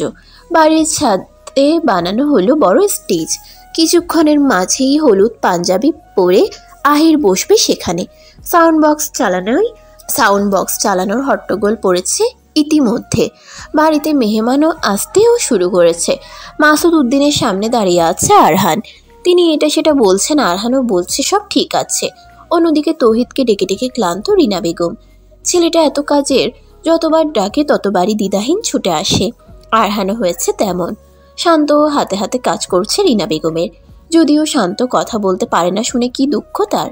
তিনটে ছেলের প্রতি এতটা নির্ভরশীল কখন হয়ে গেলেন বুঝতেই পারছেন না রিনা বেগম। ফাবিহা তো সকাল থেকে মায়ের কাণ্ড দেখে অবাক। অথচ প্রথম দিন এদের দেখে বাবার সাথে সে কি ঝগড়া। ফাবিহার ভালো লাগছে, সঙ্গে আছে জমজমাট রাহেলা। পরিবেশটা যেন আজ একটু বেশি সুন্দর। রাহেলা হাতে করে দুটো লাউ নিয়ে রান্নাঘরের দিকে যাচ্ছে। রিনা বেগম তখন তৌহিদকে কি যেন বোঝাচ্ছেন। শান্ত পাশে দাঁড়িয়ে, আরহান মাসুদউদ্দিনের কাছে। রাহেলা লাউ হাতে গাইতে গাইতে ঢুকলো। লাউয়ের আগাও খাইলাম, ডগাও খাইলাম, লাউ দিয়া বানাইলাম ডুগডুগি, সাধের লাউ বানাইলো মোরে বৈরাগী, ও সাধের লাউ। রাহেলার গান শুনে তৌহিদ শান্ত হাসলো। রিনা বেগম তেতে উঠে বললেন, রাহেলা চুপ কর। রাহেলা চুপ করলো না, বলল, চাচি আজকে আমি আপনার কোনো কথা শুনতাম না। রিনা বেগম সঙ্গে সঙ্গে উত্তর দিলেন, তুই আবার কোন দিন আমার কথা শুনেছিস? দেখেন চাচি, ওইসব আমি জানি না, তই আজগো কথা কইমু না, এটাই হাইনাল। তৌহিদের কথা আসে। ওটা নাইনাল না, ফাইনাল রাহেলা। রাহেলা তৌহিদের দিকে তাকিয়ে বলল, হয় এখন আপনিও আপাল্লাহান আমার ভুল ধরেন। ভুল বলে ভুল ধরবো না। হেয়াও ঠিক, ঠ্যাঙ্গে গু ভাইজান। তৌহিদ নাক কুচকে আস্তাগফিরুল্লাহ বলল। ওহ রাহেলা, ওটা থ্যাংক ইউ হবে। রাহেলা ঠোঁটে কামড় দিল। শান্ত মুখ চেপে হাসছে। এই মেয়েটা এত মজাদার। তার কোনো এক বইয়ে এই মেয়ের চরিত্রটা ফুটিয়ে তুলতে হবে। বইয়ের নাম হবে চমলক্ষ রাহেলা খাতুন। শান্ত হেসে ফেলে। রাহেলা মাথা নাড়ায়। রাহেলা বলে, শান্ত ভাইজান, আপনি হাসলে এত চমৎকার লাগে, আপনি সবসময় হাসবেন। শান্ত মাথা নাড়ায়, যার অর্থ আচ্ছা। সব কথোপকথন বাদ দিয়ে এতক্ষণ পর রাহেলা বলল, ও চাচি, একখান কথা তো ভুলাই গেছি, কেডা জানি কল দিছিল, চাচা আপনারে ডাকে। রিনা বেগম বিস্মিত হয়ে বললেন, এতক্ষণ পর এই কথা মনে পড়ল? চলি চাচি। রাহেলা বেগম কিছু বললেন না, তবে তীক্ষ্ণ দৃষ্টি নিক্ষেপ করে ছুটে গেলেন ঘরে। এই মেয়ে আর ঠিক হলো না। সকালেও অরিনের আগমনের কি কাণ্ডটাই না ঘটালো। খামোখা ঘর মাথায় তুলল। ভাগ্যিস অরিন রেগে যায়নি। দোতলার বারান্দায় তখন ফুল লাগাচ্ছিল আরহান। প্রায় কাজ শেষ। পুরো দোতলার দেয়ালটাকে ফুল দিয়ে সাজানো হয়েছে, নানান রঙের ফুল। তবে লাল গোলাপটা একটু বেশিই দেয়া। আচমকাই কর্নারের রুমটা দিয়ে খটখট আওয়াজ হলো। কেউ বুঝি খুলছে। আরহান দৃষ্টি রাখলো কর্নারে। না, কেউ আসছে না। শব্দটা আরেকটু তীক্ষ্ণ হলো, জোরালো ভাব আসলো। আরহানের মনোযোগ ভঙ্গ হচ্ছে। সে স্বল্প আওয়াজে বলল, কে? উত্তর আসলো না। উপরে কেউ নেই। আরহান একাই আছে। তার কাজও শেষ পর্যায়ে। এখন প্রায় মানুষই ছাদে গেছে। সেও যাবে। আবারও খটখট শব্দ আসলো। কেউ দরজা ধাক্কাচ্ছে। আচমকাই সাউন্ড বক্সের প্রবল শব্দ কানে বিঁধল আরহানের। দরজায় শব্দটা থেকে তার মনোযোগ বেরিয়ে আসলো। আরহান লাস্টবার ফুলের গিটটা শক্ত করলো। কানে আসা সাউন্ড বক্সের আওয়াজটা ভূমিকম্পের মতো পুরো বাড়ি লাফিয়ে মারছে। আরহান কর্নারের তাকালো। কাউকে আসতে দেখা যাচ্ছে না। আর ভাবলো না, চলে যেতে লাগলো। এবার কারো কণ্ঠ শোনা যায়। সে বলে, কেউ আছো? মা, আমার দরজা কে আটকেছে? কণ্ঠখানা খুব কম স্বরে শোনা গেল। আরহান কৌতূহলী এগিয়ে গেল। এবার সাউন্ড বক্সের প্রকোপটা তখন থামলো। গানটা যে শেষ হয়েছে। এবার সম্পূর্ণরূপে আরহানের কানে আসলো কণ্ঠটা। ফাবিহার কণ্ঠ। সে ডাকছে, রাহেলা, মা, অরিন। আরহান দ্রুত পায়ে এগিয়ে গেল। তখন কোনো বিপদ ঘটল না তো? ততক্ষণে সাউন্ড বক্সে আরেকটা গান চালু হয়ে গেছে, সঙ্গে মানুষদের চিৎকার। এসব ব্যাপার আরহানের বড্ড অপছন্দ। এক প্রকার বাধ্য হয়েই এসব শুনছে। দরজার কাছে এগোতেই আরহান দেখল ফাবিহার রুমের দরজাটা বাহির থেকে আটকানো। সে দ্রুত দরজা খুলে দিল। সঙ্গে সঙ্গে ফাবিহাকে দেখা গেল। সে আজ হলদে রঙের চুড়িদার পরেছে। চুলগুলো দিয়েছে খুলে। দুহাত ভর্তি হলুদ কাচের চুড়ি। বেশ লাগছে মেয়েটাকে। এমনিতেও সাজলে সব মেয়েদেরই সুন্দর লাগে। দরজা খুলতেই ঘাম ঝরানো শরীরে ক্লান্তিত আরহানকে দেখে এক প্রকার অপ্রস্তুত হয়ে পড়ল ফাবিহা। শুকনো হেসে বলল, আপনি? আরহান কপাল চুলকে উত্তর দিল, জি আমি। আপনি এখানে কি করছেন? সবাই উপরে চলে গেছে তো? আর বলবেন না, কে যেন বাইরে থেকে দরজাটা আটকে চলে গেছে। বুঝলাম, দ্রুত যান। সবাই বোধহয় আপনার অপেক্ষা করছে। ফাবিহা যেতে নিল। আবার পা থামিয়ে বলল, আপনি যাবেন না? আরহান হাতঘড়িটা দেখল। 8টায় যাবে। 9টার মধ্যে তাকে বের হতে হবে। যেতে ইচ্ছে করছে না, তবুও বলল, দেখি। আপনাদের উপর বড্ড অনিয়ম হচ্ছে, তাই না? জি না, উল্টো আপন বলে মনে হচ্ছে। ফাবিহা মুগ্ধ হলো আরহানের উত্তরে, বলল, অবশ্যই ছাদে আসবেন। দেখছি আমার আবার রেডিওতে যেতে হবে। ফাবিহা এক প্রকার অবাক হয়ে বলল, আজও যাবেন? যেতেই হবে, না গেলে হয় না। মানুষ আমার অপেক্ষা করছে। ছুটি নিলেই তো হতো। মানুষ বড্ড রাগ করে। নিজের দিকটাও তো দেখা উচিত। আমি যে অন্যের খুশিতেই অভ্যস্ত রৌদ্রময়ী। সব কথার জবাব কি দিতেই হবে? দেওয়ার চেষ্টা করি। আপনার সাথে কথায় পড়া যাবে না। আপনি হয়তো ভুলে যাচ্ছেন আমি মানুষটা আর যেরা কি চুপ থাকতে জানে না? জানে বোধহয়, আমি পারি না। ফাবিহার কথা আটকে গেল, বলার মতো আর কিছু খুঁজেই পেল না। আরহান হয়তো বুঝল, মৃদু হেসে বলল, আপনার বোধহয় দেরি হচ্ছে। এতক্ষণ পর ফাবিহার টনক নড়ল। সে তো প্রায় ভুলতেই বসেছিল ব্যাপারটা। ফাবিহা হেঁটে গেল। হঠাৎ পিছন থেকে আরহান ডাকলো, শুনুন। ফাবিহার পা থেমে গেল। সে কৌতূহলী তাকিয়ে রইল। সাউন্ড বক্সটা এতক্ষণ বন্ধ ছিল, আবার চালু হলো। আরহানের ঠোঁট নড়ল। সে যেন কি বলল, ফাবিহা শুনতে পেল না। সে জিজ্ঞেস করল, কি বললেন? আরহান আবারও বলল, শোনা গেল না। সাউন্ড বক্সের আওয়াজটা এত তীব্র, কিছু সময় পর সাউন্ড বক্স থেমে গেল। ফাবিহা স্বস্তি পেল। একবার শান্ত স্বরে শুধালো, এবার বলুন। আরহানের না বোধক উত্তর। এখন আর বলবে না, ফাবিহা নিরাশ হয়ে বলল, আমি কিছু শুনতে পাইনি। আরহানের পলকহীন চাহনি। আপনাকে সুন্দর দেখাচ্ছে ফাবিহা। কণ্ঠে শীতলতার ছোঁয়া। সে আওড়ায়। এতক্ষণ পর কাঙ্ক্ষিত কথাটি শুনতে পেয়েও ঠিক মতো বোধগম্য হলো না। ফাবিহা কিছু সময় পর বুঝতে পেরে কি বলবে বুঝতে পারল না। কণ্ঠনালী আবার আটকে গেল। এতক্ষণ তো দিব্যি কথা বলতে পারছিল, এখন কি হলো? আরহান হাঁটা ধরল। ফাবিহা তাকিয়ে, ধন্যবাদ কি জানাবে? ছেলেটা তো চলে যাচ্ছে। ফাবিহা ডাকতে চাইলেও ডাকা হলো না। তার আগে আরহান তাকে পাশ কাটিয়ে চলে গেছে। অদ্ভুত ছেলে। ফাবিহার আগে যাওয়ার কথা ছিল। অভদ্র ছেলে জবাব না নিয়েই চলে গেল। ছাদ ঘরে সেজে গুজে সবুজ রাঙা পোশাক পরে দাঁড়িয়ে আছে অরিন। অপেক্ষা করছে ফাবিহার। মেয়েটা কেন যে এখনো আসছে না? এদিকে তার ড্যান্স করার সময় এসে গেছে। ভাবলো ফোন করবে, আবার করলো না। হয়তো এখনো সাজাচ্ছে। হঠাৎ পিছন থেকে কোনো ছেলের যেন কণ্ঠ শোনা গেল। সে অরিনকে উদ্দেশ্য করে আরেকজনকে বলছে, দেখছিস দোস্ত কি মাল? বিয়ের বাড়িতে আসলে এই মজা, চারদিকে খালি সুন্দরী মাল আর মাল। আর এই গ্রিন কালার মালটা তো সবার চেয়ে আলাদা। কি ফিগার দেখছিস? আহা কোমর। অরিনের গা জ্বলে উঠল। সে তৎক্ষণাৎ পিছনে ফিরল। তখনই দেখতে পেল সকালের সেই চশমা পরা ছেলেটা। নামটা যদিও জানা হয়নি। অরিনের এত খারাপ লাগলো, কিছু বলবে ভেবেও বলল না। সকালে এই ছেলেটাকে সে সাহায্য করেছিল, আর এই ছেলে কিনা তাকে নিয়েই এত বাজে মন্তব্য করলো। অরিনের ঘৃণা আসলো। সে দ্রুত স্থান ত্যাগ করলো। মেয়ে পক্ষের পক্ষ থেকে আহিরের গায়ে হলুদে আসলো 4 জন সদস্য। মেয়ের 2 ভাই বোন, রবিন, মোহনা আর তাদের চাচা চাচি। বউয়ের নাম উর্মি, আহিরের ভালোবাসার মানুষ। রবিন আর মোহনার হাতে ফুলের তোড়া। তারা বেশি সময় থাকবে না, খুবই সাময়িক সময়ের জন্য তারা এসেছে। বাহিরের জাঁকজমক দেখে মুগ্ধ হলো মোহনা।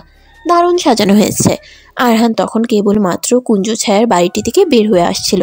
যাওয়ার পথে 4 সদস্যকে দেখে সালাম জানালো। তারাও উত্তর দিল। আরহান মিষ্টি হেসে শুধালো, আপনারা মেয়ে পক্ষ তো? আরহানের কথায় এক প্রকার সবাই অবাক হলো। মোহনা বলল, কি করে বুঝলেন? আসলে মাসুদ আঙ্কেল বলেছিলেন আপনারা আসবেন। আপনাদের দেখে মনে হলো মেয়ে পক্ষ, তাই বলে ফেললাম। মিলে যাবে ভাবিনি। কিঞ্চিত হেসে বলল আরহান। আরহানের কাণ্ডে বাকিরাও হাসলো। রবিন বলল, আপনার কণ্ঠটা বড্ড চিনা চিনা লাগছে, কোথায় শুনেছি বলুন তো? আরহান বুঝতে পারলেও আসল কথা বলল না। অন্য উত্তর দিল, ধরতে পারছি না, কোথাও শুনে থাকবেন হয়তো। মেয়ের চাচি আকলিমা খাতুন বললেন, তুমি ছেলের কি হও? বিশেষ কেউ নেই, ওই সামনে অতিথি নিবাস দেখেছেন? ওখানে আমরা 3 বন্ধু ভাড়া থাকি। ব্যাচেলার? মেয়ের চাচা আব্দুল মিয়ার প্রশ্ন। আরহানের দ্বিধাহীন উত্তর, জি। এছাড়া আরও একটা বিষয় আছে, মাসুদ উদ্দিন একসময় আমার টিচার ছিলেন। আব্দুল মিয়া অবাক হলেন, হেসে উত্তর দিলেন, ও আচ্ছা। জি, আপনারা ভিতরে যান, মাসুদ আঙ্কেল আপনাদের অপেক্ষা করছেন। কথা বাড়ানো হলো না আর। সবাই অগ্রসর হলো মায়াকুঞ্জের ভিতরে। আরহান গেল নিজ গন্তব্যে। একে একে সবাই ভিতরে ঢুকলো। পিছন থেকে আকলিমা খাতুনের দৃষ্টি তখনও আরহানের যাওয়ার পানে। ছেলেটাকে কেন যেন চমৎকার লাগলো, দেখতেও সুদর্শন, গম্ভীর কণ্ঠস্বরটা ভীষণ সুন্দর। ছাদের বীরে তুমুল বেগে হুল্লোড় করছে সবাই। অরিন এক স্থানে বসা, তার পাশে ফাবিহা। অরিনকে নাচার জন্য ডাকা হলে শেষ মুহূর্তে গিয়ে বলল সে নাচবে না। কেন নাচবে এর উত্তর এখনও জানা যায়নি। ফাবিহা রীতিমতো ঘাটাঘাটি করছে ব্যাপারটা নিয়ে, কিন্তু কোনো কিছুতেই কিছু হচ্ছে না। অরিনের এই এক সমস্যা, মেয়েটা একবার চুপ হয়ে গেলে হাজার চেষ্টা করলেও কথা বলানো যায় না। আবার একবার কথা বলা শুরু করলে ননস্টপ চলতেই থাকবে। এ রাহেলার চেয়েও প্রচুর কথা বলে। একবার আহির মজা করে রাহেলা আর অরিনের তুমুল ঝগড়া বাঁচিয়ে দিল। টানা 4 ঘন্টা সেই ঝগড়া চলে। ঝগড়ার কারণ ছিল লিপস্টিক, রাহেলা বলে লিপস্টিক। সেই ঝগড়ার শেষ পর্যায়ে বিজয়ী হয় অরিন, আর ব্যর্থ হয় রাহেলা। সেদিনের পর থেকে রাহেলা অন্য সব শব্দ ভুল ভুললেও লিপস্টিককে লিপস্টিকই বলে। অরিনের থেকে খানিকটা দূরে তৌহিদ আর শান্ত দাঁড়িয়ে। তৌহিদের পরনে সাদা রঙের পাঞ্জাবি, সাদা পাজামা। পাঞ্জাবির বুকের এক পাশে আকাশি রঙের কারুকাজ, চুলগুলো সিল্কি, হাতে ঘড়ি, একদম পারফেক্ট পারসন। অন্যদিকে শান্ত, সেও পাঞ্জাবি পরেছে, তারটা ব্ল্যাক কালার। শান্তের কালো রং খুব পছন্দ, সে বেশিরভাগ সময়ই কালো রঙে নিজেকে রাঙিয়ে রাখে। গায়ের রং খুব সুন্দর হওয়ার কারণে তার গায়ে কালো রং সবসময় মানায়। শান্তর চোখে চশমা। তৌহিদ বলল, আরহানের বাচ্চা এখন আসছে না কেন? শান্ত তার পকেট থেকে ফোন বের করলো, তৌহিদের হাতে দিয়ে ইশারায় বোঝালো ফোন কর। তৌহিদ ফোন দিল, কিন্তু আরহান ফোন ধরল না। তৌহিদ বলল, তুই এখানে দাঁড়া, আমি ওদিকটা গিয়ে কল করে আসি। মাথা নাড়ালো শান্ত, যার অর্থ ঠিক আছে। তৌহিদ অন্যদিকে যেতে না যেতেই মোহনারা পা রাখলো ছাদে। সাউন্ড বক্সের তীব্র শব্দ তখন চারিপাশ বাজনা বাজাচ্ছে। মোহনারা সরাসরি চলে গেল আহিরের কাছে। তার গায়ে হলুদ লাগানো হচ্ছে। মোহনা একটা দৌড় দিতে নিল, সঙ্গে সঙ্গে তার হাত ধরলো রবিন। তীক্ষ্ণ কণ্ঠে বলল, একদম দৌড় দিবি না, আমরা শুধুমাত্র 15-20 মিনিটের জন্য আসছি। যদি বাড়াবাড়ি করিস এখানেই একটা ছেলে ধরে বিয়ে পড়িয়ে দেব। মোহনা বিস্মিত দৃষ্টি নিয়ে তাকিয়ে রইল। এটা কি ধরনের থ্রেট হলো? সেও তো বিয়ে চাই করতে, এই সুযোগে বিয়েটা সেরে নিলেও হয়। তৌহিদ স্যারের মতো একটা গম্ভীর রাগী মোড়ের মানুষ পেলে মন্দ হয় না। কথা ভেবে নিজেই চমকে উঠল মোহনা। আশ্চর্য, এখানে তৌহিদ স্যার আসলো কোথা থেকে? সে অবশ্যই বাকি স্টুডেন্টের মতো তৌহিদ স্যারের উপর ক্রাশ ট্রাশ খায়নি। মাথা ঝাড়লো মোহনা। যেদিন থেকে তৌহিদ স্যারের ভালো মানুষের কথাবার্তা শুনেছে সেদিন থেকেই কেমন কেমন লাগছে। এই কেমন কেমনের উত্তর মোহনা এখনো খোঁজে। মোহনা আহিরের কাছে এগিয়ে গেল, খানিকটা উচ্চ আওয়াজে টেনে বলল, দুলা ভাই। রবিনের চোখে মুখে হাত। এই মেয়ে শুধরানোর নয়। আচমকাই কোনো মেয়ের কণ্ঠে দুলাভাই শব্দটা শুনে চমকে উঠল আহির। পরবর্তীতেই নিজের শালিকাকে দেখে মৃদু হাসল সে। মোহনার সাথে তার আলাদা বন্ডিং আছে। বলা যায় আহির আর উর্মির প্রথম প্রেমে ধরা খাওয়ার মানুষটিই ছিল মোহনা। মেয়েটা 1 নম্বরের ধুরন্ধর। পুরো 2 বছর আহিরের কাছ থেকে 150 টাকা দামের চকলেট খেয়েছে। যতবার দেখা হয়েছে ততবার। আহির কিঞ্চিত হাসলো, বলল, শালিকা তুমি? আপনাই দেখতে আসলাম। তোমার আপা পাঠিয়েছে। হুর, আপা তো নাকি তেল দিয়ে ঘুমায়। কি বলো? সত্যি বলছি। আহেন 2টা সেলফি তুলি। আহির তুলল। এরপর সেই ছবি পাঠানো হলো উর্মিকে। লাগাতার কল বাজছে আরহানের ফোনে। সে তখন কেবল মাত্র ওয়াশরুম থেকে বের হয়। ফোন তুলতেই তৌহিদের তীক্ষ্ণ কণ্ঠ শোনা যায়। সে বলে, ওই শালা, এতক্ষণ কোথায় ছিলে? একটা ফোন তুলতে এত সময় লাগে? ওয়াশরুমে ছিলাম। ও আচ্ছা, ছাদে আসবি না? আসতে ইচ্ছে করছে না, ভাবছি এখান থেকেই বেরিয়ে যাব। 5 মিনিটের জন্য হলে হয়। দেখছি। আচ্ছা, পাঞ্জাবি পরে আসিস। পাঞ্জাবি পরার কি আছে? হলুদের অনুষ্ঠান না। হলুদের অনুষ্ঠান না, পাঞ্জাবি না পরে ভালো দেখায়? এত এনার্জি হবে না আমার। একেবারে স্টুডিওর জন্য রেডি হয়ে বের হব আমি। তৌহিদ আর জোর করলো না, বলল, ঠিক আছে। ফোন কেটে গেল। তৌহিদ পিছন ফিরল। এরই মধ্যে সাউন্ড বক্সে সাকিব খানের অতীব পুরনো একটা মুভির গান ছাড়া হলো। গানটা ছিল এমন, এই মেঘলা দিনে একলা ঘরে থাকে না তো মন, কাছে যাব কবে পাবো ওগো তোমার নিমন্ত্রণ। আমি চেয়ে চেয়ে দেখি সারাদিন, আজ ওই চোখে সাগরের নীল, আমি তাই কি গান গাই কি, বুঝি মনে মনে হয়ে গেল মিল। পৃথিবীটা নাকি ছোট হতে হতে স্যাটেলাইট আর ক্যাবেলের হাতে, ড্রয়িং রুমে রাখা বোকা বাক্সতে বন্দি। আহা হা হা, আহা আহা হা হা, আহা আহা হা হা। ঘরে বসে সারা দুনিয়ার সাথে যোগাযোগ, আজ হাতের মুঠোতে গুছে গেছে দেশকাল সীমানার গণ্ডি। আহা হা হা, আহা আহা হা হা, আহা আহা হা হা। ভেবে দেখেছো কি তারার যত আলোক বর্ষ দূরে, তারও দূরে তুমি আর আমি যাই ক্রমে সরে সরে। ভেবে দেখেছো কি তারার যত আলোক বর্ষ দূরে, তারও দূরে তুমি আর আমি যাই ক্রমে সরে সরে। ছাদে উপস্থিত সকলের দৃষ্টি তখন স্টেজের মাঝখানে, কারণ এই গানে নাচছে আহিরের শালিকা মোহনা নামের মেয়েটা। মোহনার কাণ্ডে সবাই বিমোহিত, তৌহিদের দৃষ্টিও গেল ঠিক সেই মুহূর্তে। আকাশি রঙের লেহেঙ্গা পরেছে মোহনা, চোখে কালো চশমা পরে সে কি নাচের অঙ্গভঙ্গি। তৌহিদের চোখ চড়ুই গাছ, মুখে রটে একটাই কথা, এই মেয়ে এখানে কি করছে? এক প্রকার ছাদ ভেঙে ভারী লাল রঙের কাজ করা থ্রিপিস পরে হাজির হলো রাহেলা। তার শখের গান ছাড়া হয়েছে ছাদে, এখন কি আর রাহেলাকে ধরে রাখা যাবে? রাহেলা দুপাঁচ কিছু না ভেবেই ছুটে গেল মোহনার কাছে। এরপর কি দুই পাগল মিলে উড়াধুরা নাচানাচি। উপস্থিত সবাই ব্যাপারটার জন্য হাসছে, মজা করছে। মোহনা ও রাহেলাকে পেয়ে খুশি হলো। একে একে সবাই নাচতে শুরু করলো।